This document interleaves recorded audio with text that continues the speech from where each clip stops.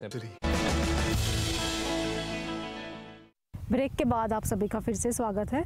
जैसे कि ये महल का जो आर्किटेक्ट हम देखें तो it's a mixture of Islamic as well as Hindu का भी है, गोएथिक भी दिखता है इसमें, रोमन का भी कुछ स्टैच्यूज उस टाइप के है, सब मिक्सचर। बिल्कुल, बहुत ही खूबसूरत इमारत है और इतनी सदियों की इसमें अलग अलग श्रेणियों की, अलग अलग शैलियों की आपको इसमें एक झलक दिखेगी। जैसे आपने कहा, Roman, Greek, Indian, Jain, Rajput, Hindu, Islamic, आप जो भी आप जहाँ पे भी आपको देखेंगे आप एक अलग ही एक कला का एक रुतबा दिखेगा आपको। बहुत ही डिटेल में और बहुत ही सोच के और प्रेम से ये इमारत बनाई गई है। इसमें आप स्टोन काम देखेंगे, आप लकड़ी का काम देखेंगे, आप स्टेन ग्लास देखेंगे, आप पेंटिंग्स देखेंगे, दूसरे जो आप ऑब्जेक्ट्स देखेंगे विश्व भर से जो लाए गए हैं, एक एक इतनी उच्च कोटि की हैं और एकदम ही एक इंस्पायरिंग माहौल बना देती हैं। और सिर्फ 11 साल में बनी है, सिर्फ 11 साल में इतनी बड़ी इमारत। जी, आज एक छोटा सा घर भी 3 साल लगता है उसे। और ये जो आप स्टोन देख रहे हैं, ये सौराष्ट्र से धांगध्रा का सैंडस्टोन इसे कहते हैं और वहाँ से आया है ये सैंडस्टोन। उस ज़माने में जहाँ ट्रांसपोर्ट, कम्युनिकेशन जो थे उस समय, लेकिन वो सभी यहाँ, फिर इसके ऊपर जितना कार्विंग है, ये पैलेस में आप टावर तक जाइए, वहाँ भी कार्विंग है। कभी सोचते कि हाँ कार्विंग कौन देखेगा, लेकिन वहाँ भी कार्विंग है। और इसके अलावा आर्किटेक्चर तो एक है, लेकिन हमें जो चैलेंजेस आती है मेंटेन करने में, वो ये इंजीनियरिंग आती है। लेकिन इसका इंजीनियरिंग भी उसी समय का इतना एडवांस था कि आप जो डोम देख रहे हैं उसके अंदर एक 80,000 लीटर की पानी की टांकी है उसके अंदर। अब वो कैसे कंस्ट्रक्ट किया, कैसे, अब हम भी कभी कभी जब ऊपर जाते हैं देखते हैं, क्योंकि मेंटेनेंस के इश्यूज आते हैं। वैसे ही इसके लिए पानी की व्यवस्था, आजवा जो सरोवर था वहाँ से एक डायरेक्ट लाइन आती थी यहाँ पे।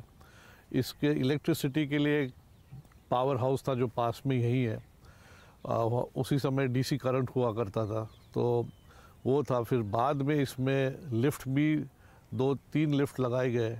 अब ऐसे कभी कभी हमें भी मालूम नहीं था कि ये कब लगाए गए, ऐसे दिखता है कि पहले से ही शुरुआत से लगाए गए, लेकिन तो काफ़ी इंजीनियरिंग भी इसकी काफ़ी मॉडर्न थी। और जिस प्रकार का ये स्ट्रक्चर है, इस पे दरवाजे नहीं है, तो आज हमें बहुत बड़ी तकलीफ़ आती कि दरवाजे नहीं है, कब घर कैसे बंद करें हम रात को। लेकिन अब ये महल है, सयाजीराव ने बनाया उसी समय, काफ़ी लोग थे उस स्टेट के समय, और बिल्कुल ही सुंदर महल है ये। जैसे कि बड़ौदा की बात करें तो वडोदरा जो है वो सांस्कृतिक नगरी मानी जाती है। जैसे आपके वहाँ गणपति भी इतने धूमधाम से मनाते हैं, मैंने सुना है कि आम जनता भी आके गणपति का दर्शन कर सकती है, और उतनी ही बड़े पैमाने पर आप नवरात्रि भी मनाते हैं। जैसे इस बार भी आपकी नवरात्रि काफ़ी अच्छी हुई थी। तो ये परिवार ने हमेशा प्रोत्साहन दिया है और सपोर्ट दिया है सब सांस्कृतिक एक्टिविटीज़ को, और गणपति तो हमारे घर में आते ही आ रहे हैं, और उन दिनों हाँ दरवाजे खुले होते हैं पूरे शहर के लोगों को आने के लिए, और वो आके दर्शन करते हैं हमारे गणपति के। और ये जो गरबा हमने स्टार्ट किया है, ये तकरीबन 2019 से हमने स्टार्ट किया, और उसका यही मकसद था कि हम एक हमारा जो चैरिटी है, 1914 में महारानी चिमनाबाई ने महारानी चिमनाबाई स्त्री उद्योगालय की स्थापना की थी, जहाँ पे नारी सशक्तिकरण का काम होता है, और उसके जो भी प्रोजेक्ट्स होते हैं उसके लिए फंड रेजिंग का ज़रिया है ये गरबा। जैसे मैं अपने दर्शकों को बताना चाहूँगी कि महाराजा जो है उन्होंने रणजी के लिए भी खेला है। जी हाँ, वो बहुत अच्छे क्रिकेटर्स हैं, और ये जो गोल्फ क्लब आप देख रहे हैं ना, उसमें वो हर रविवार को सुबह आपको जो है गोल्फ खेलते हुए दिख जाएंगे।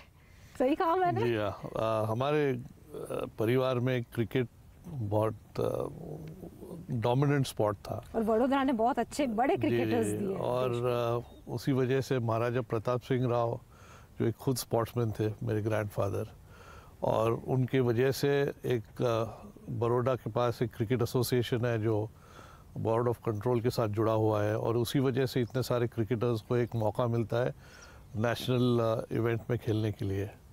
लेकिन हमारे परिवार में क्रिकेट का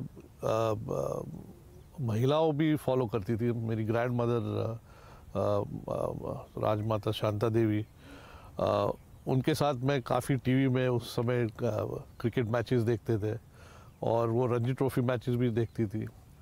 और मैं खुद बड़ौदा के लिए अंडर 15 से लेके रणजी ट्रॉफी तक खेला, और ये पूरा देश मैं ट्रेन में घुमा हूँ, फिरा हूँ। लेकिन जल्दी भी छोड़ दिया मैंने क्रिकेट। अब एक समय था कि क्रिकेट चूज़ करना एज अ करियर ऑप्शन था, या कुछ और पढ़ाई परसू करूँ, लेकिन अब क्रिकेट को छोड़ दिया उसी समय।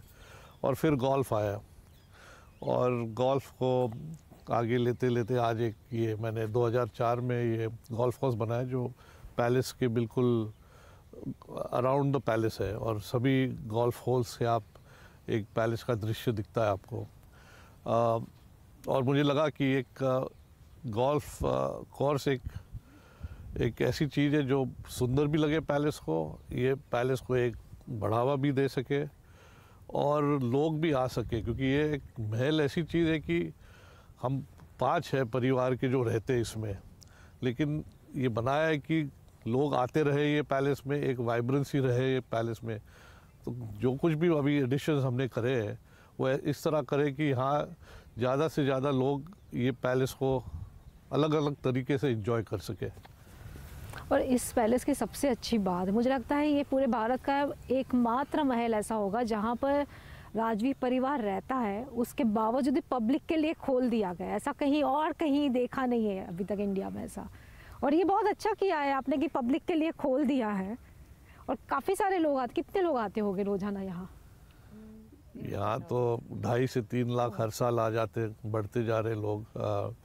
और पहले 93-94 में ये जब तक जहाँ से ये हमने थोड़ा इसे खोल दिया लोगों के लिए, काफ़ी लोग आते थे, और फिर किसी ना किसी को पूछ के यहाँ एक लोग आके देखते थे।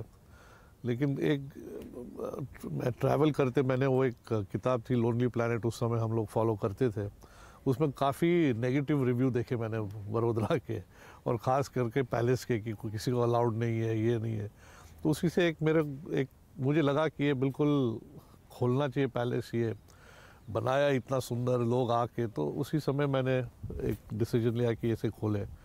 और तब से हमने काफ़ी उसमें ऑडियो टूर भी ऐड किया है, काफ़ी रूम्स थोड़े खोल दिए, और अब लोग भी आके अप्रिशिएट करते हैं। अब काफ़ी लोग ट्रैवल करते हैं, और स्पेशली ये कोविड में, पैंडेमिक में तो काफ़ी लोग बाहर भी नहीं जा सके, तो काफ़ी हमारे देश के लोग यहाँ आके जो कभी नहीं तो देखते नहीं, वो लोग, उन्होंने भी आके ये पहले महल को देखा।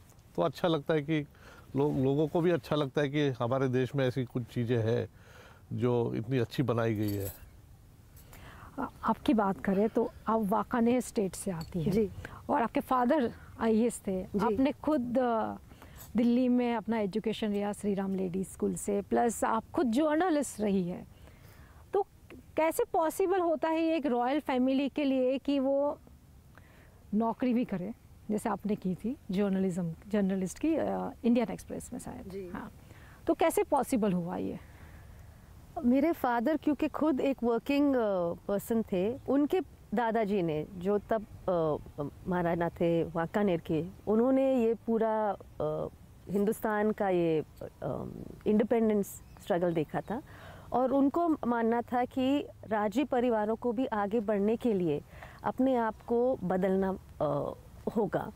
और इसीलिए मेरे फादर ने IAS ज्वाइन किया, और वो his whole life he was working, एक ट्रांसफरेबल जॉब था एकदम ही। हमने वर्किंग क्लास माहौल में मैं बड़ी हुई हूँ, इसलिए वो मेरे में बहुत एक इच्छा थी कि मैं भी कुछ पढ़ूँ, खुद अपने पैरों पे खड़े होने की एक क्षमता हो मुझ में। और इसीलिए बहुत इनकरेजमेंट मिला था मेरे फादर से, और बहुत रिस्पेक्ट और आदर मैंने देखा जब साल में काम कर रही थी मेरे परिवार से, जो ज़्यादातर हमारे परिवारों में नहीं दिखता है, ज़्यादा इनकरेज नहीं किया जाता है गर्ल्स को काम करने के लिए। तो वो मुझे बहुत प्रोत्साहन मिला घर से, और वो 2 साल जो मैंने जर्नलिज़्म किया उससे मैंने बहुत कुछ सीखा, बहुत एक्सपोजर मिला, बहुत ही एक कॉन्फिडेंस आया, और मुझे लगता है कि जो मैंने उन सालों में सीखा, और ऑफ कोर्स IAS ऑफिसर की बेटी होते हुए दुनिया भर में घूमते, हिंदुस्तान भर में घूमते हुए जो देखा, वो अभी भी मैं उस पर अमल कर रही हूँ, उससे मेरी मदद करता है ये जीवन में। तो आप दोनों कैसे मिले? हम लोग दिल्ली में मिले। हमारा एक अरेंज्ड मीटिंग हुआ। मेरी जो बड़ी बहन है, जो जिनकी शादी जसदन में हुई है, और मेरी फूई भी वहाँ पे है, उनकी भी शादी हुई थी, तो वो इनके फूई को जानती थी जो भावनगर में थी। हम फैमिली फ्रेंड्स थे। फैमिली फ्रेंड्स थे। मेरे नाना। तो उन्होंने बात चलाई, और फिर उसके बाद हमारी मुलाकात हुई दिल्ली में, और फिर 2001 में हमारी मुलाकात हुई, और 2002 फरवरी में शादी हुई। और जैसे कि हमने एक फ़ोटो आपकी देखी थी प्रधानमंत्री नरेंद्र मोदी जी के साथ में, वहाँ लगी है एक फ़ोटो। जैसे कि जब प्रधानमंत्री गुजरात के चीफ मिनिस्टर थे, और 2014 में जब उन्होंने लोकसभा का चुनाव लड़ा, उस वक्त वो बनारस से चुनाव लड़े थे और बड़ौदा से लड़े थे। बड़ौदा में जो उनका जो नामांकन पत्र भरा था, उसमें राजमाता ने जो है उनको सपोर्ट किया था जी। तो किस तरीके का नाता रहा है आपका? मोदी जी वडनगर के हैं, और वहाँ बड़े हुए। वडनगर बड़ौदा स्टेट का हिस्सा हुआ करता था, महसाना डिवीज़न का। तो बड़ौदा स्टेट में बड़े होने से उनको काफ़ी लाभ मिला, क्योंकि सयाजीराव महाराज का एक शिक्षण पे काफ़ी जोर था।